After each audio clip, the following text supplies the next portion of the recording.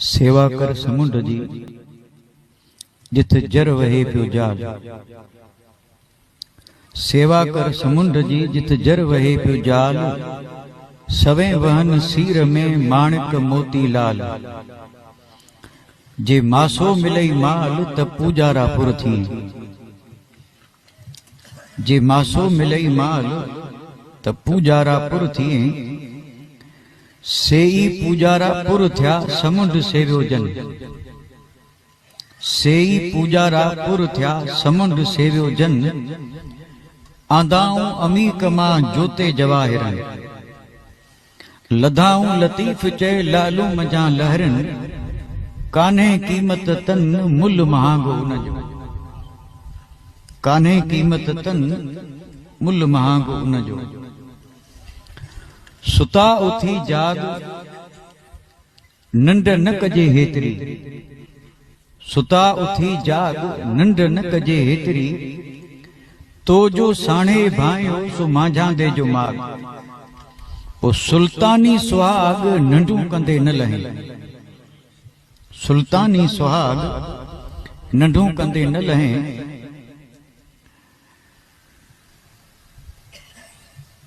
वहदहू जे वढिया इल्लल्लाह से ओरी।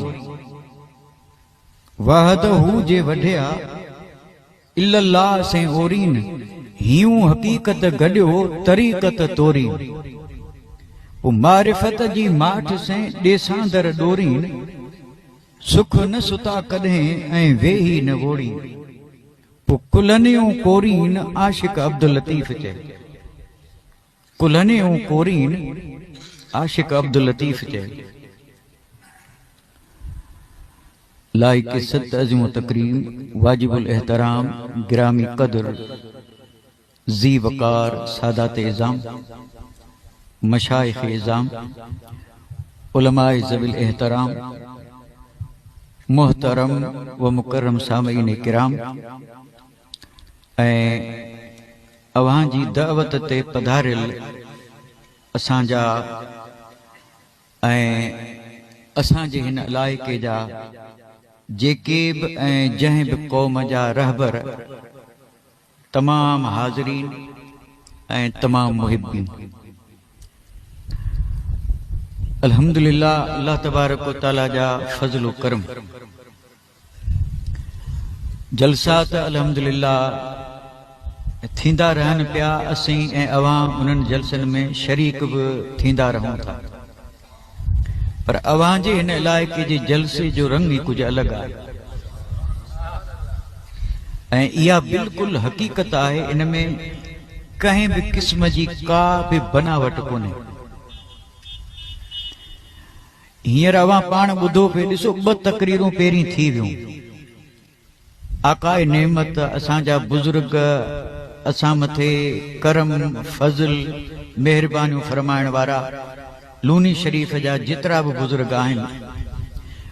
असांजे दूर दराज खां आयल महिमान ऐं उन्हनि वॾी तफ़सील से लूनी शरीफ़ जे बुज़ुर्गनि जो ज़िक्र अवां जी ख़िदमत में अर्ज़ कयो।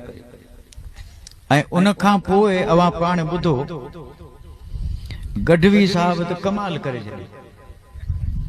पर आऊं उन्हनि जी हिकिड़ी ॻाल्हि सां इत्तफ़ाक़ कोन कंदुसि। ऐं इहो मुंहिंजी पंहिंजी राय आहे। उन्हनि मोहब्बत ऐं उल्फत वारी पाग सजी ॿधाई राजस्थान वारनि। ऐं आऊं अदब से खणी वरी वापसि रखां थो अवां सॼणनि जे शर्म ते।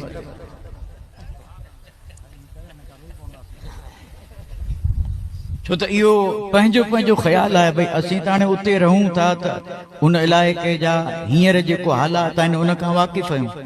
ऐं असीं जॾहिं हिते हीअं अचो ॾिसूं था त हिते त भई मुहबत जा समुंड पिया वहनि। ऐं आऊं जेकॾहिं हिकिड़ो लफ़्ज़ चवां त चई सघां थो, हक़ रखां थो। सॼी दुनिया में नफ़रतूं छो न हुजनि, पर अहिड़ा सॼण जिते हूंदा उते नफ़रत जो नालो निशान बि कोन। हिते अवां ॾिसो था को तफ़रीक़ न। ॾिसो हिते त ही साईं गौस मोहम्मद शाह जी करामत चऊं त चई सघूं था। सबसे कम कीमतों पर मोबाइल